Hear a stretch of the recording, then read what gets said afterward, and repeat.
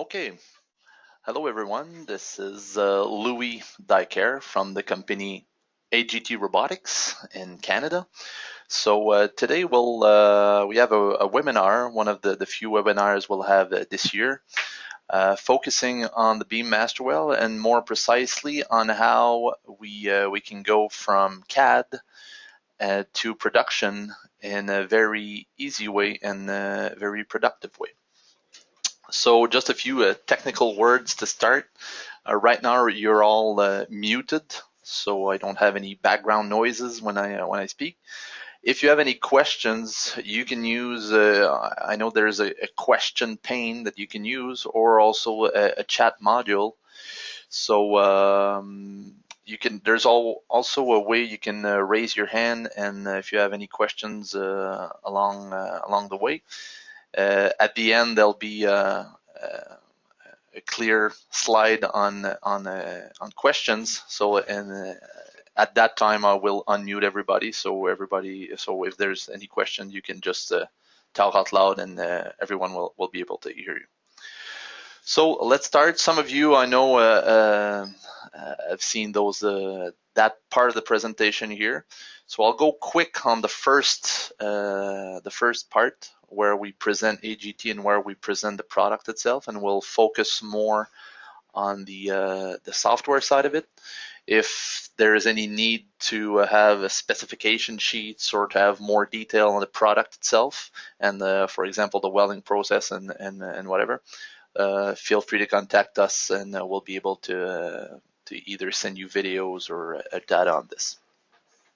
So let's start.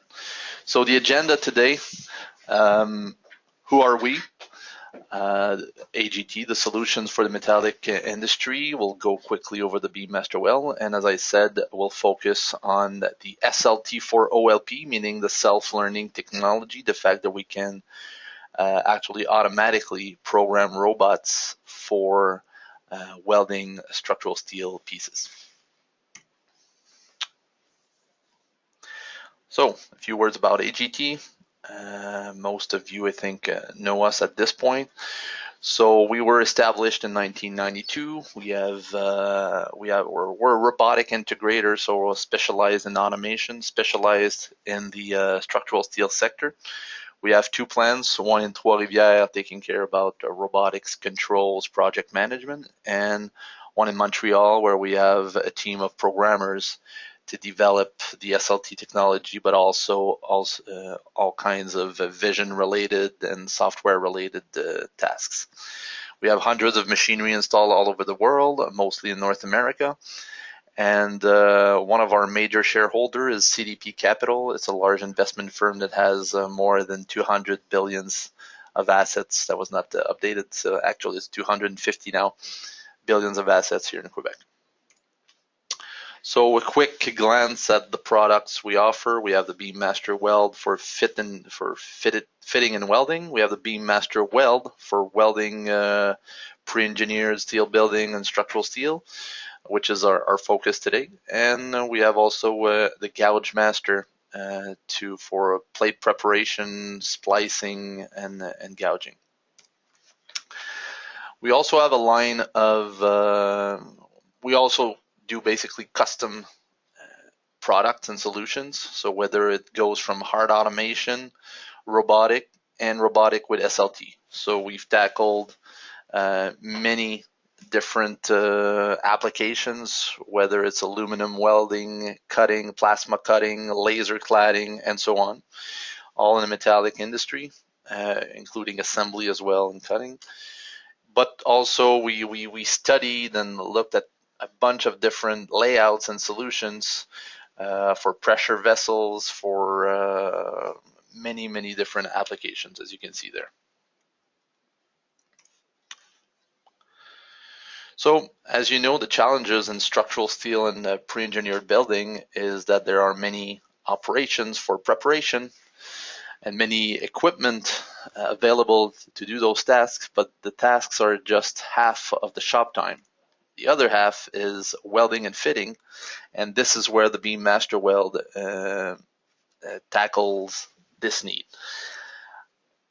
To do so, the challenge with the structural steel, the fact that there are practically no machines in welding and fitting, it's because there's really no, it's all small batch production. So every beam or assembly is very similar, but never exactly the same. So typical robotic integrators or robot manufacturers will look at those applications and they will look for volume. And there's none in structural steel because every part is different. So this is the focus today. We'll see how we can go and get the unique information from the CAD to the production. So a few slides on the product itself, main features and specifications. So there's basically that's the full layout. So you have 2 zones of operation, rotators, robots, security, a footprint of about 12 feet by 16 feet by 88 feet long. So we can handle beams up to 48-inch in section and up to 60 feet in length, because the active rail length is actually 68 feet, but that's the overall footprint of 88 feet. That's about it. So a few obvious benefits, of course, the main one being the increased production. So with a team of a detailer, fitter, and welder, you can do about a quantity 1. And for a team where the welder is replaced by a job preparator, the same team basically can produce 3 to 5 times more production using the same floor print and the same CAD softwares. Of course, there's the consistent quality. The fact that the labor shortage in terms of welders is basically solved. Easy implementation. So as I said, it will replace maybe 1 or 2 actual bays where people would fit and weld.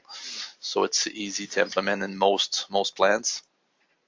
It's also very flexible because yes, you can do structural steel, you can do tapered beams and so on, but you can also use zones 3 and 4 or actually even zone 1 and 2 if you had a certain contract for railways, for example, or any other assemblies. Well, the same robot with the same configuration and the same offline environment, the software to program it, you could use basically the same equipment to do a much more. Also, an easy integration with the actual systems as marking and coping and fitting systems. So the next natural step is just to automate the welding side of it. So how it works. First thing, on the operation side, it's basically a 3-step process. You load the beam, and that's the operator view. So once the program is already in the system, there's really 3 steps. Load the beam, select the robot sequence, and hit start. So at that point, everything's automatic.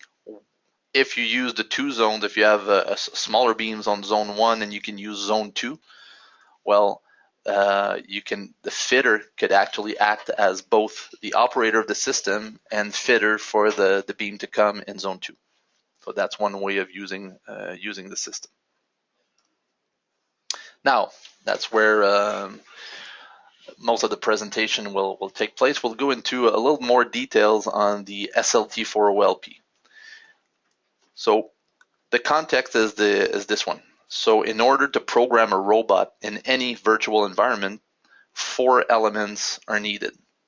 First, you need the geometry of the part to weld in 3D. And then for the weld itself, you need to answer 3 questions. Where to weld? So what segments needs to be welded? What to weld? So what is the leg size required? And how to weld? So what is the trajectory type? What are the process constraints and weld source parameters? So you'll see in the coming slides, we'll come back with those icons to tell you where is that information and how do we get it. So basically, if we look at the three main methods of programming, the first one is the most standard one and is not really applicable basically in a structural steel environment. So basically you would have Tekla or SDS2, you would produce a 2D drawing, a robotic technician would use the teach pendant and the robotic cell to program, and then the operation mode I just presented earlier is done. So once it's programmed, the rest of the steps is always the same. The operator just has to select the right program and the robot will run.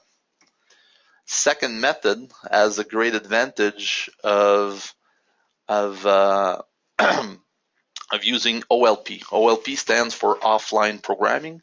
So if you notice the little picture, the robot picture disappeared, meaning that basically you can program the robot using a software, and the actual environment, the robotic cell is a virtual robotic cell. So basically, while you program, the robot can still run and do other previously programmed pieces. So once again, at that point, everything is the same. Method 3 is the one we propose to our customers buying the system, is using SLT for OLP. Basically, what it does is it replaces the fact that you have to actually program each and every joint by generating the robot programs automatically. Now, this step is really, it takes 2 minutes, but you still have, it will produce a report saying where the welds, if there are any collisions, if there are reach access problem. For easy beams and a very standard configuration, most of the time there won't be any. So you can directly use the program that was generated directly in the robot. If the report says that there's a potential collision or a reach problem, then someone has to step in the program, the visual side of it, you'll see it later, and just amend or edit or delete those steps that will have to be done manually later in the line. So basically, what is it? It's just an add-on. So it's an automatic module that drastically cuts the robot programming time. So it features automatic weld pad generation, an automatic robot pad generation, and an automatic simulation report that basically pinpoints the pads that need editing. So if we go back to the welding information, there's 2 ways of using the system. Actually 3 ways. You can force the system to say if the weld information, so the where to weld and the what to weld, is present in the CAD, well, use it. Or if you don't want to use it, we also have a weld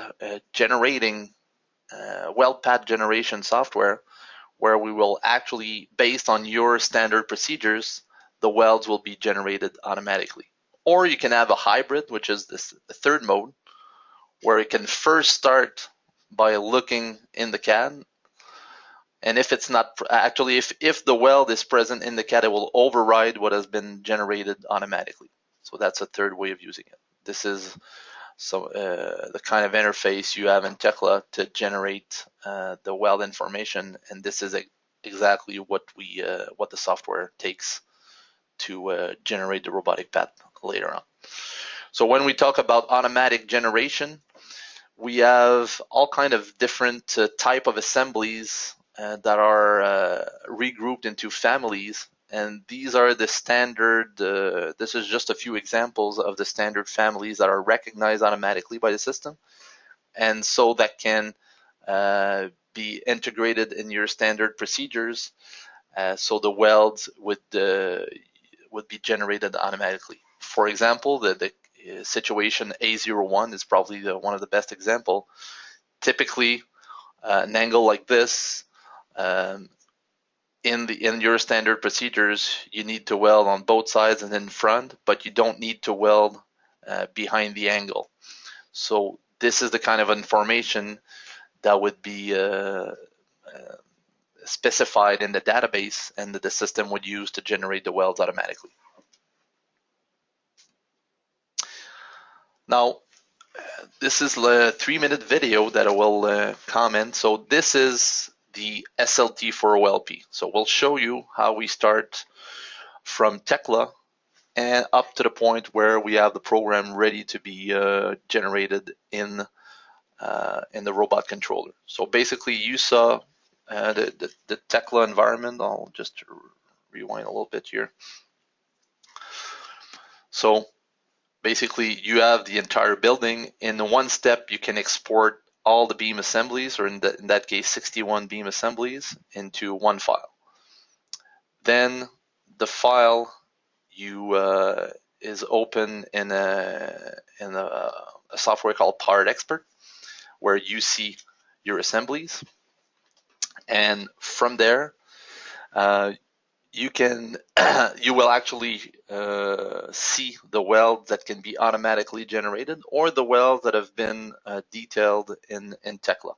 From there, that's where you export the geometry and the where to weld, the what to weld, and basically that software specifies how to weld it, all the different joint configuration that are needed to instruct the robot that in certain situation you need to attack from the left, and then in other situation you need to attack from the right.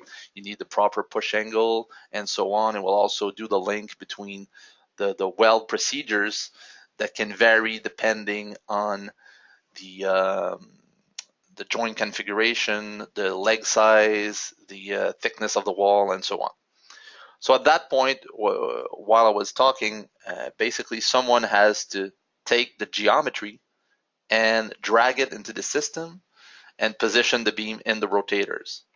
Because of course, the position in the virtual environment has to be the same position as when the beam will actually be physically placed in the system.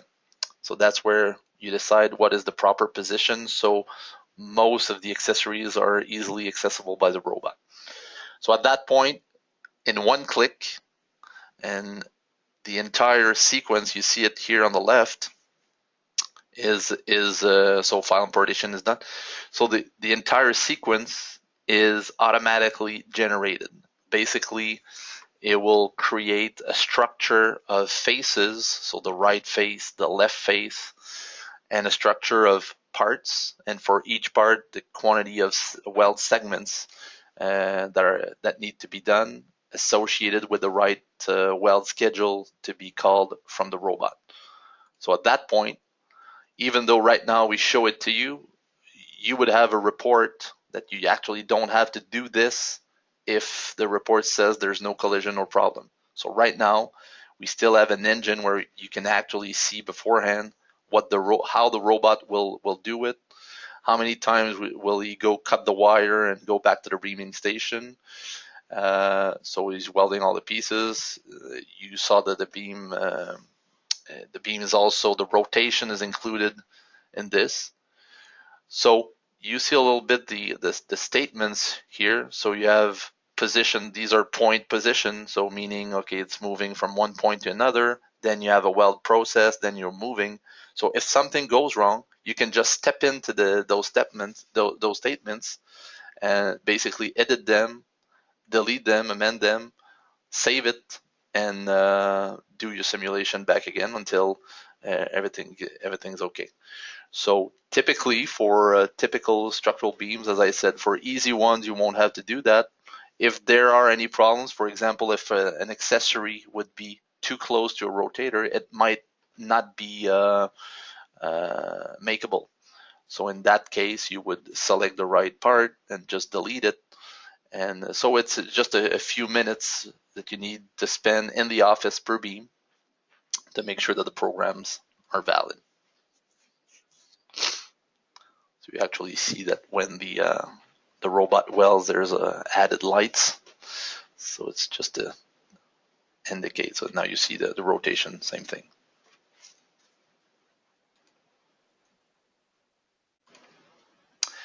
So this is a summary of what we've just seen. So basically, if we start from Tekla, you need to export from CAD the geometry and the welding information if it is present. So basically, where to weld and what to weld. So this is what we get from the CAD. Then you need to generate welds. Basically, you need to either generate welds if that's actually an optional step, because if you say all my welds are modeled in Tekla or in SDS2, well, we'll use them, so you don't need that step. If right now you have pretty standard procedures and you want to use the automatic generation module, well, this step is also possible. That step, the other step, basically we need to create the virtual cell environment. So we saw that you need basically to import the geometry and position it in the rotators. Then just a one-click operation to import the welds and create trajectories. So the welds are exported either from the CAD or this module. But we also have all kinds of joint information that are needed to pick the right weld schedule as well. And step 5, if the production report says there are problems, well, then you need to validate the trajectories, edit or delete if needed, and export to robot program. So the method 2 is still valid, as I said in one of the benefits where I explained that there are different zones. So if you're doing somewhat of a small quantity and you need more flexibility, whether it's stairways or any odd shape thing, you can still use method 2. And actually right now, method 2, you can export geometry from Tekla SDS2, but many other like Advanced Steel, Revit, SolidWorks, Inventor, CAD, and other. But it's only the geometry, because in method 2, the where to weld, the what to weld, and the how to weld has to be done within the OLP environment. It's possible, it's just longer. But it supports all those geometry. In the method I just showed you, right now we support Tekla and SDS2. Advanced Steel is coming soon. And from the information we can export from Tekla and SDS2 is, of course, the geometry, the where to weld, and the what to weld. And the how to weld, basically, that's the job of the SLT, is based on these 3 information, we will generate the how to weld automatically, and that is the power where we can go from a 60-minute operation to a 5-minute operation. At this time, we support profile beam, so W, HSS, and also channels. But the support for 3-plate beam and tapered beam would be in June. It's the next evolution of the tool. So at this point, I'll just unmute everybody, if I can. Mute all. So if there are any questions, so basically the next step that completes the presentation. So typically, if you're interested in the system, we can do cycle time analysis with your own production. We can have a demonstration on your production using that demo cell at AGT, and you can also see the BeamMaster in action on different sites. So any questions at this point? They're in maintenance. Okay, well, thank you everybody for your attention. That session has been recorded. We'll put it a link available for you to download it if you want to show it to other person. So thank you for your attention.